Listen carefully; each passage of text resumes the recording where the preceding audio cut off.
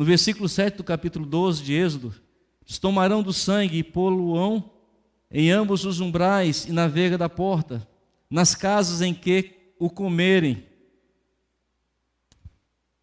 Querido, é tão interessante a Bíblia, a palavra de Deus, ela é tão rica, ela é tão, sabe, é tão cheia de sabedoria, tão cheia de...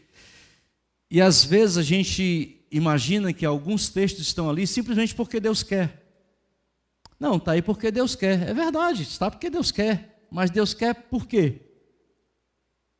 Há uma razão. Em todas as coisas que estão escritas, há uma razão por que está escrita. Existe algo que faz com que o Senhor inspirou o escritor para colocar ali. Então não é simplesmente, não é aquela ideia de que Deus, ele é soberano, ele sabe todas as coisas, então ele bota aí, ele vai revelando, ele vai colocando aí, porque ele é Deus, ele que sabe. E ele vai colocando e tudo dá certo. Há um propósito. Alô? Há um propósito. Há uma razão de ser. Por que José, inocente, menino bom, é levado para o Egito, é vendido como escravo, é discriminado pelos irmãos, tanta coisa ruim aconteceu com ele? José, mas por que Deus fez isso? Havia uma razão. Lá na frente você vai ver que o povo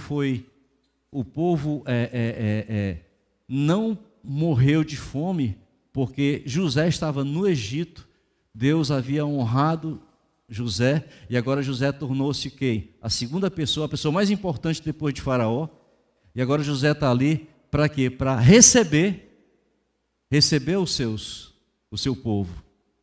Há uma razão porque Moisés saiu do Egito para ir para Midian, há uma razão. No nosso entendimento, aquele era o melhor momento para Moisés ser usado, porque Moisés, com 40 anos, tendo todo o conhecimento do Egito, educado como um príncipe, filho da filha de Faraó, ele era um príncipe, com todos os seus adornos, com toda a sua pompa, com tudo isso aí. Então era o melhor momento no nosso entendimento, mas havia um propósito no coração de Deus, para que Moisés se esvaziasse de tudo isso, para poder ser usado por Ele. Às vezes, queridos, nós queremos até ser usado por Deus, mas não queremos nos esvaziar de muitas coisas. Deus, para encher o vaso, ele tem que estar vazio antes. Não pode ter resto de coisas. Primeiro tem que limpar, para depois encher. Alô? O sangue nos umbrais da porta. Por que o sangue nos umbrais da porta? Não podia colocar água? Ou simplesmente Deus não é Deus. Ele simplesmente dava uma ordem. Pronto, entra aí que eu vou proteger. Ele podia fazer isso ou não? Podia? Claro, ele é Deus. Mas Deus coloca um cordeiro para ser morto, o sangue desse cordeiro para passar nos umbrais da porta. Então há uma razão para isso. Não é simplesmente porque Deus gosta de inventar coisas. Algumas pessoas pensam assim, mas Deus gosta de inventar muita coisa. Não, queridos, há uma razão de ser.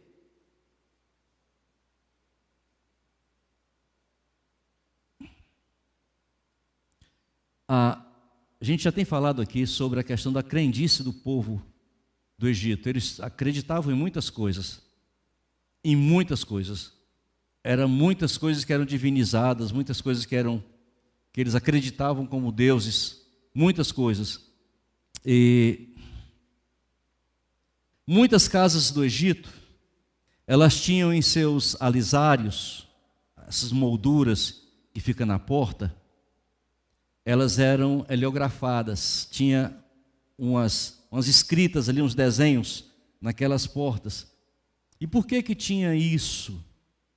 Porque eles acreditavam que aquelas inscrições afastaria a maldição noturna, afastaria de qualquer magia. Era uma proteção para eles. Isso é o que eles acreditavam.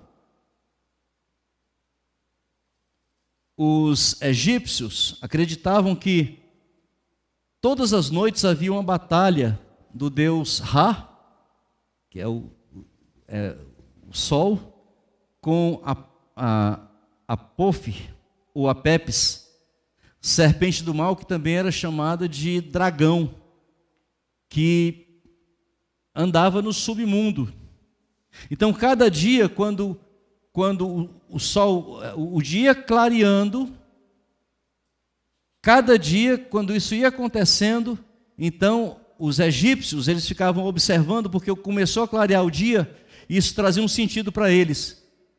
É que a serpente do mal perdeu mais uma batalha para o deus Ra, o deus do sol.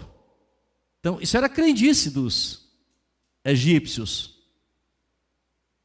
Mas aqui, queridos, que eu quero chamar a atenção sobre essas crendices, é que durante a noite, toda noite, o egípcio tinha muito medo de sair à noite, por conta dessa batalha que eles acreditavam que existe entre esses deuses.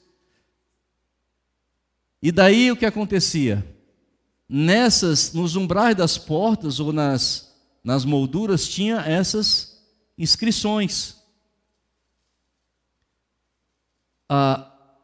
Como o povo de Deus, o povo de Israel, já há tantos séculos ali, vivendo ali, todos eles que já nasceram ali no Egito, então eles estavam acostumados a ver essas crendices, a ouvir essas crendices. Então isso já era uma coisa que para muitos deles já era como prática. Eles tinham a história de Abraão, de Isaac e de Jacó. Essa história ia passando de pai para filho, eles sabiam, mas agora estava misturada com essa crendice do Egito.